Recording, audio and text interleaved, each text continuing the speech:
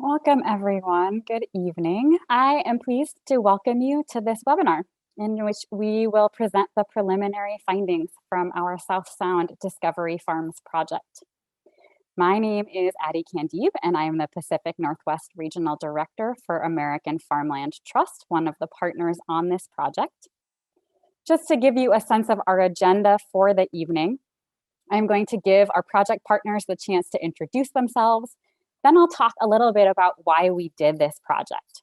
We will learn about the project sites and the scope of the research before diving into the findings themselves. And then we'll talk about the central takeaways from the research, and we'll have about 15 minutes for questions at the end, and we'll wrap up right at 7.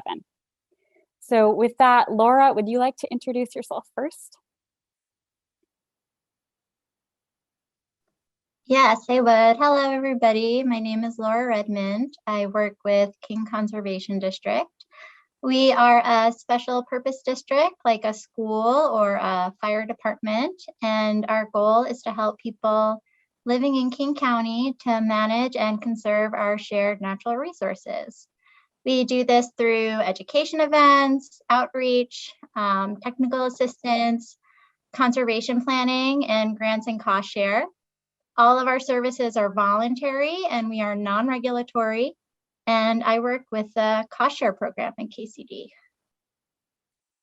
Thanks, Laura. Nikki, will you go next?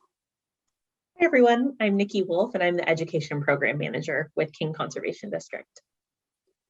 Thanks, Nikki. Marin? Hello, I'm Marin Carpenter. I've been working as a contractor with KCD and helped do all the sampling, the manure, soil sampling, water sampling for this program. Thanks, Marin. And Nicole. Yeah, good evening, everybody. Thank you for joining us tonight. My name is Nicole Emberton. I'm the Science and Planning Coordinator at the Whatcom Conservation District, as well as the Washington State Discovery Farms Program Director. So it's really fun to partner with all these folks on this project. I provided the experimental design and research-based collection system, and I'll go over the data tonight. Excellent. Thank you all. So with that, I'm going to talk a little bit about American Farmland Trust and why we did this project. American Farmland Trust, or AFT, is a national nonprofit dedicated to protecting farmland, promoting sound farming practices, and keeping farmers on the land. We are often known best by our No Farms, No Food bumper stickers. And as an organization nationwide, we are interested in being on the leading edge of innovative research that will help farmers in a real way. And that's where Discovery Farms fits into our work. The Discovery Farms model was created by the University of Wisconsin as a better way to understand the impact of on-farm practices on water quality through applied field-level research. Discovery Farms Washington was brought here by our director, Dr. Nicole Emberson, who you just met, of the Whatcom Conservation District, and she helped us to design the project. We were funded for this work through the Washington State Department of Ecology with their National Estuary Program grants, and we worked with both Whatcom and King Conservation Districts on this project. So specifically, we sought to generate local Washington-based information about on-farm manure storage so that farmers, like some of you who are watching tonight, can make informed decisions about how to manage manure in ways that will work best for you in the short and long term. As you well know, manure is a natural byproduct of farming if you have livestock. And it can be both overwhelming and really beneficial to manage. If done right, it can create compost to go back onto fields to enhance soil health. But if done insufficiently, it has the potential to negatively impact our watersheds. We often see farmers implementing manure storage on a spectrum. So many farmers just put it on the ground in a pile. And then there's the style that NRCS often recommends, which could be called the Cadillac version, a 3-bin cement system with roofs for rotational composting. And we were really curious, what about doing something in the middle? What if a farmer would eventually like to install cement bins, but because of time or resources or secure access to land, they aren't there yet. So our project team realized that there wasn't enough regionally relevant information in this gray area, and that's really what this project is responding to. Given Pacific Northwest soils and climate, we identified a range of different manure treatments and studied how they might impact water quality. And now I'm going to turn it over to Laura to talk about those treatments and the sites that we chose to work on. Thanks, Addie.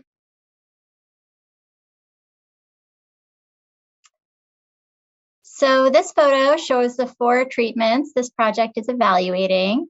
Specifically, this project is measuring the effectiveness of covers or tarps and roofs over the manure pile in comparison to uncovered piles on both impermeable pads, such as the concrete pad we utilized for this project, and bare soil. So altogether, these 4 treatments are 2 piles on dirt pads, with 1 being covered by a tarp, and 2 piles are on a concrete pad with walls, and 1 is covered by a roof. And this map shows you where the study site locations are. You can see them kind of to the right. Those are the 2 orange stars. And we really lucked out. We found 2 great local producers that would let us install the 4 treatments at each site. They were in pretty close distance to each other, which really helped with sampling time. And as you can see, both of these sites are located on the Unumclaw Plateau. That purple boundary is the Unumclaw Agricultural Production District. And so there are a lot of local producers in the area as well. And they are also in a high priority drainage basin for KCD and other partners to enhance water quality. So our criteria when we were looking at selecting the study sites were, we were looking for cooperators that 1, really needed a manure bin. 2, they were interested in research and wanting to engage in it. And lastly, that they were open and excited to participate in educational and outreach events and have us come out and do sampling. Okay. And so this photo shows an uncovered manure pile on bare ground. That is one of our treatments. We also call it the do nothing option. And so during a rainstorm event, stormwater will fall and on the pile and move down along its surface, and it will also percolate into the pile. And as the stormwater moves through and along the pile, it can pick up nutrients, bacteria. Some of it can be pathogenic, like E. coli and other microorganisms in sediment. And once this stormwater exits the pile as leachate, it can move along the surface of the ground and into our lakes and streams, or into the soil below, contaminating our surface and groundwater resources. It also has the potential to really depreciate the quality of the compost you get.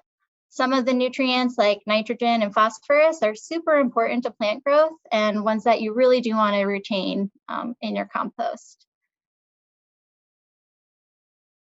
So this photo is showing the 2 dirt pad treatments or bare soil treatments before we added the manure. So we did take soil samples both underneath both piles monthly. We would move the manure aside, and we also took samples prior to the manure being added, and you can kind of see the bentonite. We would add bentonite to make sure that we weren't sampling the same area twice. And this is the construction of our manure bins. We just wanted to show you a little bit of what went into that.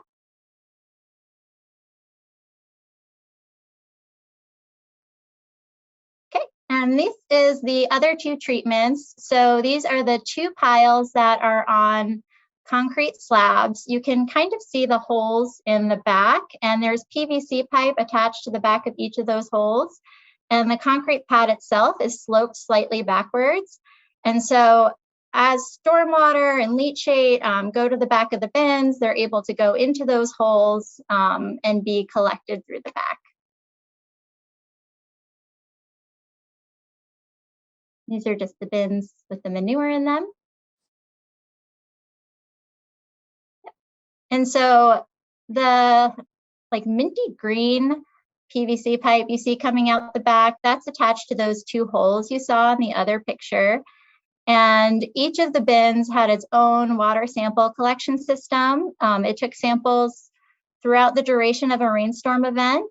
And at the end of each event, project team members, Marin especially, would come out and collect the water samples for each of the covered and uncovered manure bins, and we would take them to be analyzed.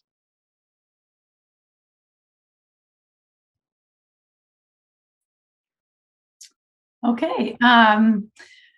Thank you, Laura, for kind of giving the background on that. So from the research perspective, is what you guys saw in that previous image as well, was the collection of all the storm water. So just specifically for what you see now for those slab ones, and I put this slide back up just to reiterate the next few slides when I talk about data, just so everyone's really clear what I'm talking about. So on those 2 slab ones that Laura did a great job describing, we were able to collect as water came down, went through the pile or not, that any leachate that came off that sloped down, and we were able to collect that real time.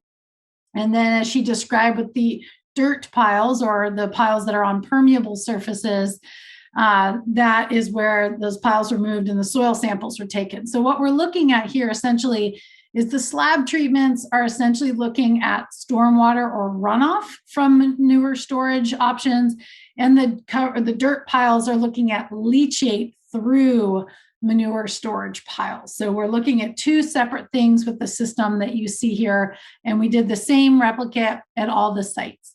So next slide. So as mentioned, the parameters that were collected was the water from the stormwater runoff, I'll call it, the soil samples, which is what we then analyzed to look at what was moving from the manure on the surface through 2 different depths of soil. So we looked at the 1st-foot horizon and then the 2nd-foot horizon. We also took samples of the manure in all 4 of those different treatments so that we could have something to say, well, what's in the manure? And then what do we see in water? What's in the manure? What do we see move through the soil? And do we have a translation of movement greater at any one of our 4 treatments, or looking at the 2 different things between each other? And then meteorological, in other words, precip. So one of the biggest things we looked at here, temperature was a factor as well when we looked at things like manure quality and its ability to heat up and compost and improve itself. But we also clearly wanted to look at rain and precipitation in this region, mostly for an event. So an event is when it starts raining and how long does that event occur versus just, kind of the rain on a daily basis. Events are really what we look at to create any kind of a runoff situation. We looked at a variety of different analytes for all this. What I'm going to focus on tonight, something we're really concerned about, is nitrogen and phosphorus. In particular, I'll look at total nitrogen, or what's called total Kjeldahl nitrogen, as well as nitrate, nitrite, those 2 combos, and then total phosphorus. We did look for some of those items at a few different parameters, such as fecal coliform. In the stormwater runoff, we looked at total solids in those as well. And by and large, those values were just so high the majority of the time, because we're really collecting at the source, that we stopped taking them at some point, knowing they were just pretty darn high. And to be honest, with this project, we had a pretty short duration collection period. By the time everything got installed and we got the system running, it always takes a little bit of an acclimation period. So we really got samples from October through just this previous May. And for stormwater, that was clearly only when it rained enough. This was also a surprisingly dry spring. So we didn't get nearly the number of samples we would have liked to. Whereas the soil samples, manure samples were on a monthly schedule. So those were collected regularly. So you'll see that a little bit reflected in our data set, but I really put that forward knowing that what you'll see here in this data is less than a year. It's only 1 season, and it's between 2 sites. So really, to give really robust results, to give a lot of statistics and really go to that realm, we would love more data. However, with that being said, we do definitely see some great conclusions out of this that we'll share here after the data set to the end. So next slide. what I want to really tell you a story here. We're going to start with the manure, move to the runoff constituents, and then look at the leaching. But I want to start with an understanding of the manure. And I want to show you the total phosphorus here and then the total nitrogen. And these are our two sites. We're going to call them A and H. And all these slides will be the same orientation. You'll see A and H next to it for the same thing that we're showing. You'll see off to the left-hand side, you're going to see some measure, right? So here we've got milligrams per kilogram here. That can also be parts per million. So a scale with dates on the bottom. Those are the dates that we sampled. And then you'll see all the 4 treatments there in different colors. So the first, you'll see the slab covered, slab uncovered, dirt covered, dirt uncovered. So the same order that you saw on the previous slide. So you can think of it that way. But by and large, when the landowners that we work with put manure on the treatments, they try to use the same stuff. And we try to keep it restocked so that it was always relatively the same. And you can see that here, right? We don't see tremendously big changes over the course of time, and we see relatively similar values between the two sites. Sometimes you'll get a pile that was just a little higher than others. Most likely that's what went in there. What's really important here is these two sites had different livestock types on them. The manure is important to characterize here specific to a site. You just don't use book values for a cattle or for a horse or for a goat or whatever it may be. You want to be very specific to that. And you can see even on a site, you want to be very specific. So can you show the next slide?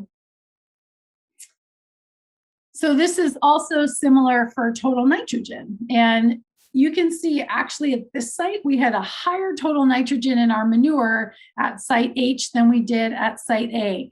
This later becomes important to think about this because when you look at results between the two sites, you might see the same trends, but at significantly different levels.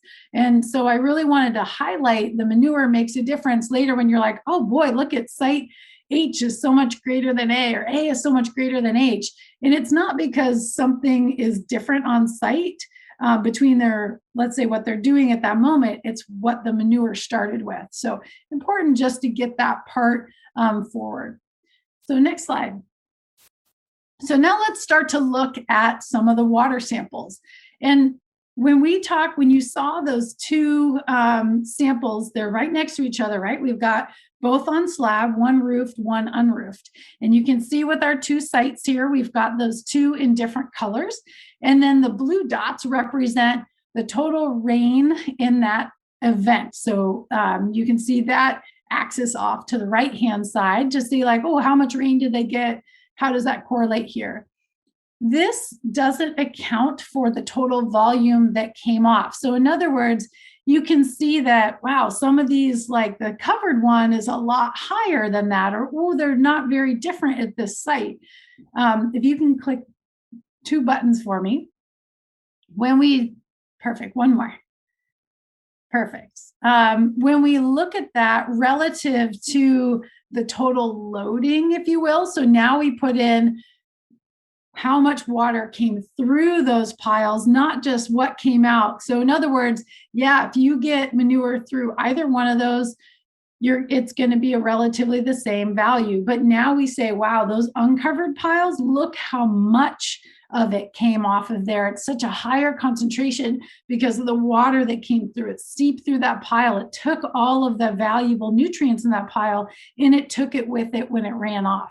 So that cover clearly, especially for nitrogen here, and in particular at site H, you can really see that big difference, that green bar being the uncovered site and the orange one as well, that cover made all the difference in the world for limiting the amount of water that got on that pile and therefore could run off. The covered piles had very little fluid that came off. It had some natural leachate that came off of there. Had those piles, even if we weren't collecting it, that's really normal. There's always some moisture that just floats through and it always sticks around, but it's also a really good point of why it's not just that this is on slab, but this is on slab with a little bit of a wall, right? So it's naturally going to have some leaching through it, but you want to make sure that that stays with that pile and that bunker. So the wall, or at least that curve on the bottom, really, this is where you highlight that. Next slide, please.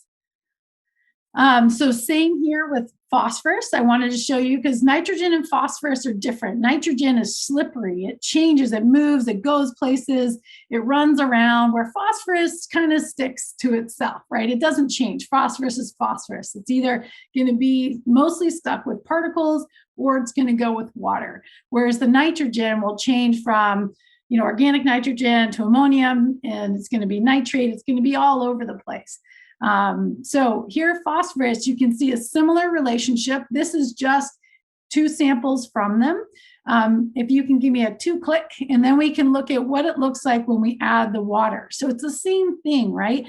Phosphorus in particular here was also relatively linked to those precip events. So when we got water, it took the phosphorus and it took a soluble content with it as it ran off of this. So really big differences. But we saw a similar amount at these sites, which is really valuable as well, to show that it'll hit a certain dilution in that water and it will move off of there. Next slide, please. So now we're going to look at the movement through the soil. So runoff, definitely where we saw, yes, the cover makes a difference. And here, okay, does the cover make a difference when it's on a permeable surface? And we're not having runoff, but does it go down? What's happening?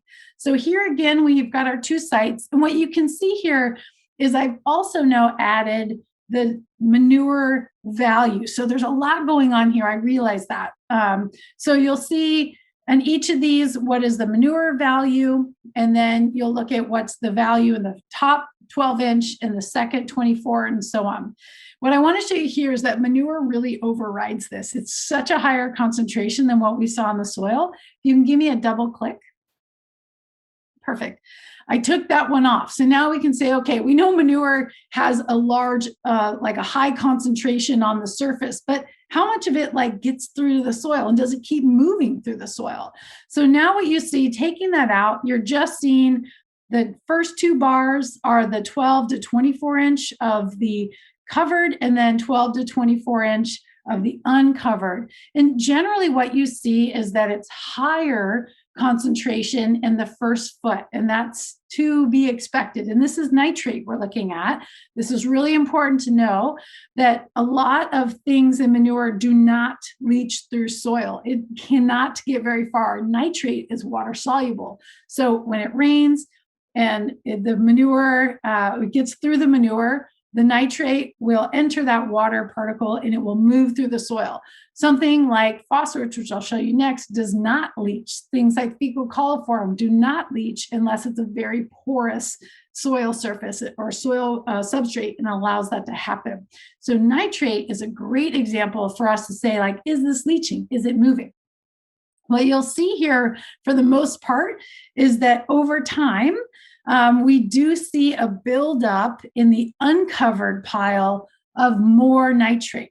So in other words, the nitrate is moving through the profile because the water can get through the manure pile and through the soil. We do not see that happen in the covered pile. Yes, we see a little bit of natural leaching into the first foot of the soil, but we do not see it translate to the second foot of the soil, which is great. So it's showing that, sure, yeah, on dirt, it's going to move a little bit, but it's not going to keep going because you've covered that pile. You're not reintroducing water. It's still best to put manure on a non-permeable surface like a slab, because now once you move this pile and you allow water on there, it will push whatever is below that. So it's always best to have your pile on a surface that will not move water. However, if you don't have a choice, and you've got a packed, hopefully, soil surface, covering it really does make a difference. So our data definitely is moving in that direction. If you can show the next slide. So here's phosphorus. And as you heard me earlier say, it doesn't really leach, right? And this is with the manure values. Again, I wanted to show you the relative difference that the manure concentration is always much higher than the soil. So it's not like all of that in manure gets into the soil. It's a small amount relative proportion. I can get a double click. But this is the same idea here. So you can see that in the covered pile, the value is much higher, let's say, in the covered pile because they're a little bit got right on top. So this really shows phosphorus will sit right on the top, but there's relatively nothing in the layers below that. It is not leaching through, and or at the other site, it's relatively the same. So it really is showing us that it's not really getting lost through that pile. It really does sit in that soil surface. And it's not moving a lot. But this was a relatively smaller data set, so we don't have a lot to show that. So another year could show this different, but again, it is showing us that on soil surfaces, nitrate leaching is our biggest concern, and it tends to be, right? From a health aspect, that's typically what agencies are concerned about moving through the profile. Next slide, please. So some key findings, your takeaways from these elements, what you really want to think about. And I do want to reiterate that this data set, as you saw, was relatively small. So we would prefer to have year over year, many different sites, at least an entire year, far more events, so on and so forth, in order to feel more confident about the values. However, we can look at that data and definitely say that, yes, covered manure has less runoff and it will leach less of the manure nutrients that are there. So that is definitely easy to say. Additionally, putting that on a slab versus any other permeable surface will really reduce any leaching that will go through. So that is also really important to note. Stormwater runoff is definitely related to rainfall amounts. So in other words, if you get rain on that pile, it will eventually move through and it will run off.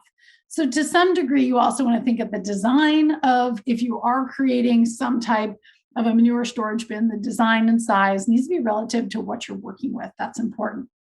A manure composition, as I noted, is directly tied to that runoff profile. So if you have a lot of nitrogen, guess what will get through the water if you have a lot of phosphorus? So it is important to note that, that if high values will translate. There's nothing you can do about that. It's just a good thing to know about. And the composition of your manure, by the way, is pretty well relative to the species that you've got and your management of it. So as it says, covered manure holds less water and therefore achieves a greater temperature. The important factor of that is for the landowner and how they're processing their manure, what they want to do with it in the end. So if you've got a manure pile and you actually want it to compost a little bit, so you want it to break down and stabilize, you want to use it in out on your fields, etc. It really depends. If you just want like a pile of manure, it doesn't really matter because that's where you're using, or you're really trying to get it to a nice compostable product. You need heat. And in order to achieve heat, in order to make that composting process happen, it can't be really wet and saturated. So we saw the piles had a higher temperature when they were covered than when they were uncovered. And that's because we had a better moisture balance. So covering the piles also creates a more viable, better manure product in the end. It allows it to compost better. So that's a really important one for landowners, is that sure, we can think about protecting the water quality, and that's very important from a runoff, from a leaching standpoint. But we also want to see, like, well, what's my endpoint for the quality of this product? Is it going to be better? Turns out, heck yeah. So it will break down. It will shrink itself a lot better when it can get hotter, because all of the fibers in there will break down.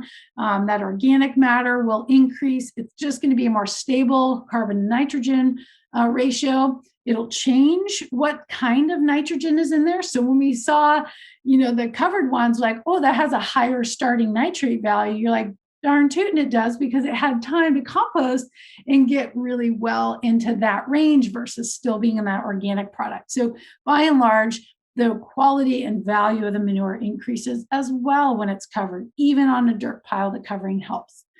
So that management really makes a difference in the end on how this comes out. You also want to make sure that that manure is sized for whatever you've created. So if it's piling out and around, or you've got too big of a gap between the roof and the structure and the walls, and you've got a lot of water coming in, it kind of defeats the purpose of having the roof on there. You really want to make sure that the design and the amount of volume you put in there is working together, so that you are making sure you're optimizing that practice and you're not overriding the benefits of a roof by allowing too much water to penetrate in, or it's running into your bin because you've got a slope issue coming into there. Also a really key thing to think about. So, these results that we've shown you are based on the best control we could get with this, to say, like, okay, we've taken out all of the, factors that might influence this negatively. We've tried to create the optimal environment for this. And our results show truly, if this is done well and this is done right, what you can achieve with it. So that's something to think about when you think about the results and the data and how to interpret those. This is kind of your best case scenario. So I think that really made a difference for us. Next slide. Okay, so I know Laura and I both want to just kind of discuss some of these key takeaways for farmers and ag professionals. I think I just hit on quite a few of them, and just to talk about that covered pile really makes a difference, and that not only for water quality, but also for that composted or quality product of your manure, and that impermeable surface is better than a permeable or way that you can get water through those piles somewhere else. And again, the design really does make a difference. But in the end, no matter your design, if you are achieving both water cannot go through the bottom of that, and you've got water cannot leave the surface of that slab or otherwise, then everything else is negotiable, right? It doesn't have to be a super fancy, high density built. You just want to make sure you achieve a couple factors where water doesn't get in your pile and water doesn't get off of where that pile is sitting. Those are your important factors. And Laura, I can turn over to you as well to add anything else. Yeah, I think one of the big reasons KCD was interested in this was for a lot of the things that you just said, being able to provide data-driven recommendations to producers, but also to ag professionals. So like the program that I work with is a cost share program, and manure bins is one of the things we cost share on most frequently and recommend most frequently. So having this kind of data to potentially impact cost share rates, or thinking about grant funding or some of our other partner agencies and what they recommend, I definitely think there's a benefit to that too. And hopefully we can continue our sampling and get more of a robust data set. And yeah. Awesome. Yeah, and I'll just add a little bit more too. We've shown a lot of the data tonight. I show was the nitrogen and phosphorus. It's the most robust data set we were able to collect, all things being equal. But even looking, if your concern is salts or your concern is fecal coliform, et cetera, the principles that we looked at retain. So even, if we're trying to say, oh, you can have a 20% reduction in this or a 50% reduction in that, it's what we're saying is that if you can get a cover on it, you can get it on a slab, it doesn't matter what the constituent is, you'll reduce it. And that is the goal. We want zero discharge is usually the goal for anything. You can accomplish that with distance oftentimes. And if you can't get far enough of a distance, you can maybe elevate the quality of the bin that you're building so you reduce runoff from it, period. So there are ways to work with the space you've got to achieve the environmental protection goals that you need without compromising the quality that you want from your product. And that is where I think we find a win-win situation. And as Laura said, this is a data-driven recommendation. Sure, we could all postulate that, but most folks, rightly so, want the data. They're like, well, I get it, you're telling me to do this, but is it really going to work? Am I just wasting my money on this? So the fact that we can show a data set and say, absolutely, it works. Like, this is what we have found working with real landowners in the real world. We also found all sorts of challenges to some of these systems, and we can acknowledge those things. And now that we know them, we can incorporate that into better recommendations later on. When Addie showed early on one of the slides about the Discovery Farms program, the last line on there was, there's no bad data. And it is true. If we got data that was bad, like, oh my gosh, look at this, looks terrible, what we did is we found something that doesn't work, which is an awesome result. So finding things that don't work is just as important as finding things that do work. So we really did look through all of that, working with the producers and, getting their feedback about like, oh boy, this is really hard. And amazingly, especially the piles on the ground, they're like, oh, there's water going into them. And some of the earlier photos, you saw sandbags and all sorts of stuff. It was really hard in some places to achieve a functional pile on the ground surface, period. And so in that case, our challenge of doing that really reiterated the fact that getting it on slab was really important at the location that this farm was at with the weather that they have. So it was the best situation they could do was to get it on a slab because we couldn't get water away from it no matter what. So that was a really great result for us. Some of our challenges built really good measurable results to share with other producers and to share with other landowners who are in a similar situation with maybe their limited space or their landscape or their super wet soil that they've got or whatever it may be. We're like, yes, we know what that is. And we've got some of those things with us. Additionally, thinking it in the other direction too, what we say in this area, we're like, okay, we saw some of this leaching happen in this specific soil type. If this was a more readily leachable soil type, this would probably be a lot higher extreme on what we saw. So we can actually extrapolate some of our results as well to other directions of soil types to say, well, we don't have the direct data for your soil type. Our data would indicate that this would be a greater problem if we had a more permeable soil with as much water that could travel through here if you're also in a high rainfall area. So it really does value us to get real data.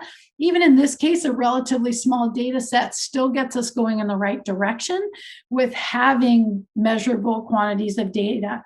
And as Laura mentioned, we're actually trying to get grant funding to keep these projects going so that we can get more data in this realm and just say, okay, what if we change this? What does that look like? Or let's look at a different seasonality or different time of year. How does that look? And so on and so forth, until we can really optimize these with landowners and with our science and conservation community so that we can get that to those landowners, get the reality of it and keep tweaking it.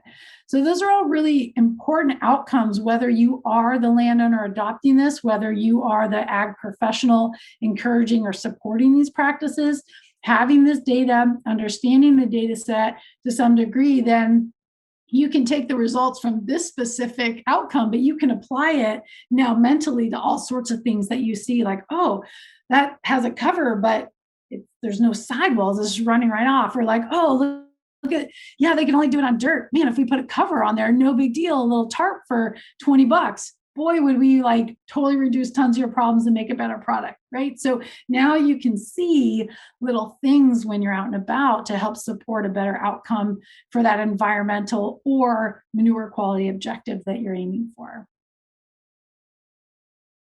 I want to thank everyone for joining us this evening for this presentation. I want to extend a special thank you to the farmers who graciously and patiently participated in this project. I want to thank Beneath the Looking Glass LLC for the beautiful photos the Department of Ecology for funding this research, and the staff at KCD and WCD who made the project possible. If this project sparked your interest, please get in touch, and thank you again for tuning in today.